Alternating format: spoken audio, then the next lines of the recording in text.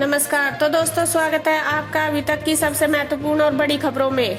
आज सेंसेक्स 387 अंक और निफ्टी 96 पॉइंट ऊपर खुला और मुख्यमंत्री अरविंद केजरीवाल ने प्रेस कॉन्फ्रेंस कर दी महत्वपूर्ण जानकारियां। साथ में जानेंगे पाकिस्तान में क्यों है डर का माहौल और मोदी बोले आज राष्ट्रीय तकनीक दिवस है और मोदी आज मुख्यमंत्रियों से वीडियो कॉन्फ्रेंसिंग के जरिए बात करेंगे।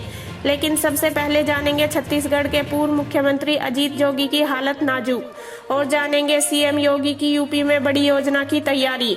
और दोस्तों, साथ ही जानेंगे क्या है बीएसएनएल का ग्राहकों के लिए बड़ा तोहफा। साथ में जानेंगे क्या है लोकसभा अध्यक्ष ओम बिरला का अंदेशा। दोस्तों, आइए जानते हैं फटाफट सभी खबरें विस्तार से। मोदी बोले आज राष्ट्रीय तकनीक दिवस है। इस मौके पर प्रधानमंत्री नरेंद्र मोदी ने देश के वैज्ञानिकों की तारीफ की। उन्होंने कहा 1998 में पोखरण में किया गया परमाणु परीक्षण एक अभूतपूर्व उपलब्धि थी। आज जब देश में कोरोना वायरस का संकट है, तब भी वैज्ञानिक तकनीक की मदद से महामारी को हराने में जुटे हैं। 11 मई 1998 को अटल बिहारी वाजपेयी सरकार के कार्यालय में पोखरण में भारत ने परमाणु परीक्षण किया था। मोदी ने ट्वीट किया आज राष्ट्रीय तकनीक दिवस के मौके पर पूरा देश उन लोगों को सैल्यूट करता है जो तकनीक के दम पर हमारी जिंदगी में सकारात्मक बदलाव लेकर आए। हमें 1998 की पोखरण की वो उपलब्धि याद है। वह भारत के इतिहास का यादगार पल था। उस परीक्षण ने दिखाया कि मजबूत राजनीतिक नेतृत्व बड़ा अंतर ला सकता है।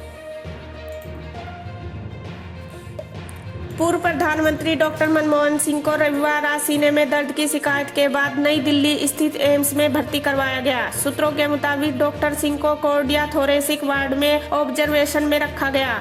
डॉक्टर सिंह को रात 8:45 पर एम्स में लाया गया था। वह डॉक्टर नीतीश नायक के सुपरविजन में हैं। 2009 में डॉक्टर सिंह की कोरोनरी बाईपास सर्जरी एम्स में ही की गई थी। पूर्व प्रधानमंत्री फिलहाल राजस्थान से राज्यसभा सांसद हैं। वे 2004 से 2014 तक 10 साल तक देश के प्रधानमंत्री रहे।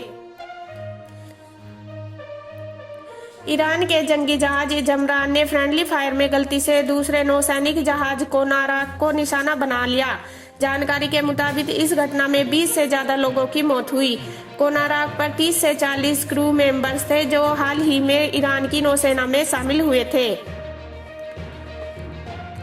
आज सेंसेक्स 387 अंक और निफ्टी 96 पॉइंट ऊपर खुला। शुक्रवार को अमेरिकी बाजार डाउ जोन्स 455 अंक ऊपर बंद हुआ था।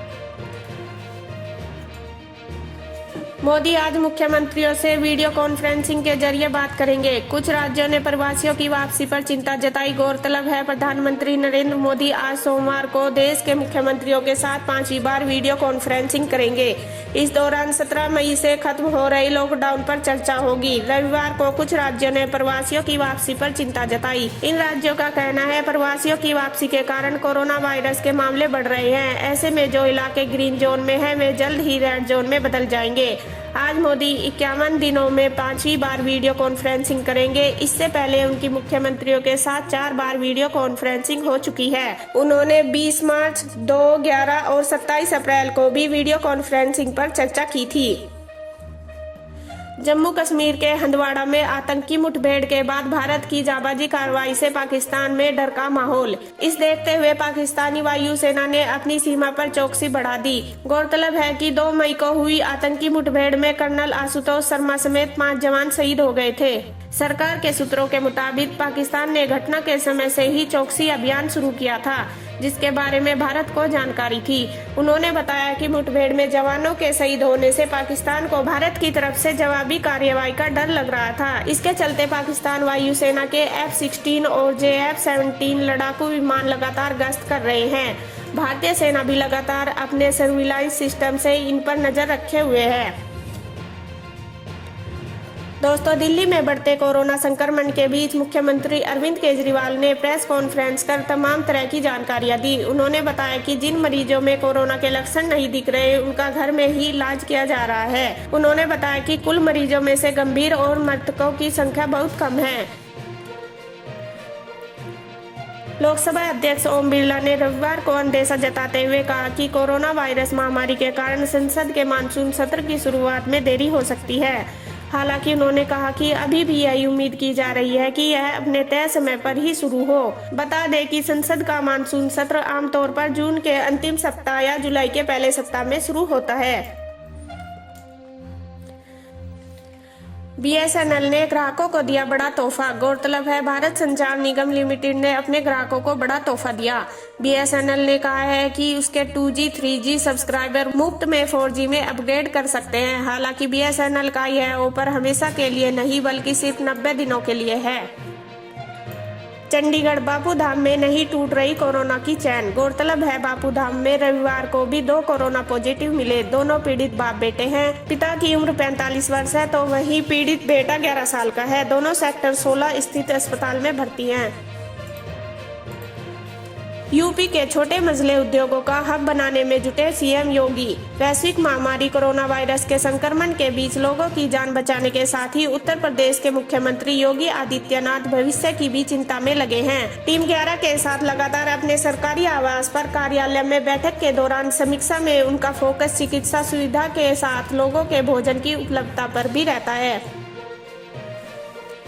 छत्तीसगढ़ के पहले मुख्यमंत्री और छत्तीसगढ़ जनता कांग्रेस के अध्यक्ष अजीत जोगी की हालत अभी भी नाजुक बनी हुई है। वे कोमा में हैं। उन्हें वेंटिलेटर पर रखा गया। पूर्व सीएम जोगी को शनिवार को दिल का दौरा पड़ने के बाद रायपुर के प्राइवेट हॉस्पिटल में भर्ती करा गया था। डॉक्टरों ने हालत में थोड़ा सुधार जरूर बताया था, लेकिन हालत गंभीर है। वंदे भारत मिशन के तहत कोरोना वायरस महामारी के चलते विदेश में फंसे भारतीयों को लाया जा रहा है। शनिवार की देर शाम लखनऊ एयरपोर्ट पर शारजाह से भारतीयों को लेकर एक विमान पहुंचा। एयरपोर्ट पर भारतीय उतरे तो अपने वतन की मिट्टी की खुशबू दिल और दिमाग को सुकून दे रही थी। किसी ने एयरपोर्ट पर रेलिंग को छूकर हकीकत में बदलते सपने को साकार होने का आभास किया तो कोई आंखों में नीर भरे झुककर देश की मिट्टी को सजदा करने लगा। हर किसी के पास विदेशों में बताए मुश्किल दौर की अपनी कहानी थी। कोई किसी से उधार रुपए लेकर लौटा तो कोई अब अपना वतन छोड़कर दोबारा वापस जाना नहीं चाहता। कांग्रेस नेता राहुल गांधी ने पीएम केयर फंड को लेकर एक बार फिर सरकार को घेरा। शनिवार को राहुल ने कहा, पीएम केयर फंड्स में पीएसयू और रेलवे जैसी सार्वजनिक सेवाओं से काफी पैसा जमा हुआ। प्रधानमंत्री इसका ऑडिट कराए और इसकी पूरी जानकारी जनता को दे। यह पहली बार नहीं जब राहुल ने पीएम केयर फंड्स को मिले पैसे की जानकारी सार्वजनिक करने की मांग की। इसके पहले शुक्रवार को उन्होंने वीडियो कॉन्फ्रेंसिंग के जरिए मीडिया से बातचीत की थी, तब भी उन्होंने यही मांग रखी थी। रविवार सुबह मथुरा जिले में उत्तर प्रदेश व राजस्थान बॉर्डर पर श्रमिकों की आवाजाही को लेकर दोनों राज्यों की पुलिस के बीच भिड़ंत हो गई। राजस्थान के पुलिसकर्मियों ने बॉर्डर पर लगे बैरियर को तोड़ दिया। इस दौरान पुलिसकर्मी घायल हो गए। सूचना मिलने पर भरतपुर व मथुरा के आला अधिकारी मौके पर पहुंचे। सुलह समझौते के बाद मामला शांत हुआ। भरतपुर के अधिकारी ने दोषी पुलिसकर्मियों पर कार्रवाई का भरोसा दिया। कोरोना वायरस के संकट के बीच दिल्ली में एक महीने में तीसरी बार भूकंप आया। नेशनल सेंटर फॉर सिस्मोलॉजी के अनुसार भूकंप दोपहर 1:14 पर आया। रिक्टर स्केल पर इसकी तीव्रता 3.4 आंकी गई। कोरोना देश में 63,450 केस। केंद्र ने कहा, देश भर में 4,362 कोविड सेंटर, जिनमें हल्के लक्षण वाले 4.5 लाख मरीजों को रखा जा सकता है। केंद्रीय स्वास्थ्य मंत्री हर्षवर्धन ने कहा है कि 10 राज्य और केंद्र शासित प्रदेश ऐसे हैं जहां पिछले 24 घंटे में कोरोना संक्रमण का एक भी केस नहीं आया। इनके अलावा 4 राज्य और केंद्र शासित प्रदेशों में तो शुरू से अभी तक एक भी कोरोना संक्रमित नहीं मिला। उन्होंने यह भी बताया कि देश भर में 4,362 कोविड सेंटर हैं, जिनमें कम या बहुत कम लक्षण वाले 4,46,856 मरीजों को रखा जा सकता है। स्वास्थ्य मंत्री ने कहा कि केंद्र सरकार की ओर से अभी तक अलग अलग राज्यों में 72 लाख N95 मास्क और 36 लाख PPE किट भेजे जा चुके हैं। एयर इंडिया के 5 पायलट कोरोना पॉजिटिव मिले। हाल ही में ये कार्गो फ्लाइट्स लेकर चीन गए थे। उड़ान भरने से 72 घंटे पहले किए जाने वाले प्री फ्लाइट टेस्ट में सभी पायलट संक्रमित पाए गए। कंपनी से जुड़े सूत्रों ने बताया कि 5 पायलटों में कोई लक्षण नजर नहीं आए हैं। फिलहाल सभी मुंबई में हैं। हाल ही में सलमान ने अपने इंस्टाग्राम अकाउंट से अपनी लॉकडाउन कन्वर्सेशन का तीसरा भाग शेयर किया। इसमें उन्होंने बताया कि वे लॉकडाउन खत्म होते ही घर जाने वाले हैं और अगर ऐसा नहीं हुआ तो वे फार्म हाउस में ही कुछ करेंगे। सलमान ने कहा, मैंने काम करना शुरू किया जब मैं 15 साल का था। ये सबसे लंबा दौर रहा जब मैंने कुछ नहीं किया। बस मैं खुद को ग्रो करना चाहता हूँ और काम करना चाहता हूँ। मैं अपने परिवार के साथ वक्त बिताना चाहता था, मगर अब वो भी वापस जा चुके हैं। भारतीय कप्तान विराट कोहली ने कहा कि वे मानसिक तौर पर पूरी तरह तरोताजा है। कोरोना वायरस के कारण जहां से उन्होंने क्रिकेट को छोड़ा था, वहीं से फिर शुरू कर सकते हैं। दरअसल कोरोना वायरस के कारण खेल के लगभग सभी टूर्नामेंट 2 महीने से बंद है। इंडियन प्रीमियर लीग को अनिश्चित काल के लिए टाल दिया गया है। लॉकडाउन में फिट रहने के लिए कोहली घर पर ही जिम कर रहे हैं। उन्होंने कहा, यह मेरे लिए अच्छी बात है। मेरे घर पर ही जिम और उसका सारा सामान है, इसलिए मैं ट्रेनिंग करने में सक्षम हूँ और यह मेरे लिए कोई बड़ी समस्या भी नहीं है। दुनिया में संक्रमितों की संख्या 41 लाख से ज्यादा हो गई। 2,80,431 की मौत हुई। इसी दौरान 14,41,429 स्वस्थ भी हुए। कोरोना वायरस के संक्रमण के डर से ईरान ने कहा कि वह अमेरिका के साथ बिना शर्त कैदियों की अदला बदली के लिए तैयार है। ईरान की एक news website Khyber online IR ने कैबिनेट प्रवक्ता अली रेबाई के हवाले से बताते हुए कहा है कि ईरान सभी कैदियों की अदला बदली को तैयार है, लेकिन अमेरिका ने अभी तक कोई उत्तर नहीं दिया। नॉर्थ सिक्किम के नकुला सेक्टर में भारतीय और चीनी सैनिकों के बीच झड़प की घटना सामने आई। इस झड़प में दोनों तरफ के जवान घायल हुए।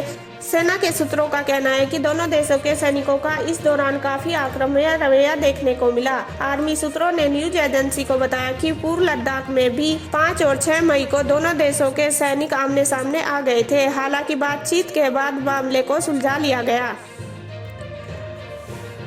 मशहूर गीतकार और पटकथा लेखक जावेद अख्तर ने एक बार फिर दूसरों को होने वाली परेशानियों के देखते हुए अजान के लिए लाउड स्पीकर का इस्तेमाल बंद करने की सलाह दी। ये बात उन्होंने शनिवार की रात किए अपने ट्वीट में कही, जिसके बाद सोशल मीडिया पर बहस छिड़ गई और लोग जमकर इस बारे में ट्वीट कर रहे हैं। कुछ साल पहले गायक सोनू निगम ने भी इस तरह की मांग की थी, तब भी जावेद ने उनका समर्थन किया था।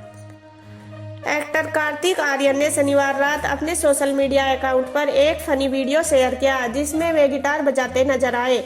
इस दौरान वे एक हाथ से ही गिटार बजाकर दिखते हैं। हालांकि असलियत में ऐसा था नहीं, क्योंकि वे गिटार बजा नहीं रहे थे, सिर्फ अपनी उंगलियां हिला रहे थे, जिसका खुलासा खुद उन्होंने अपनी वीडियो में कर दिया।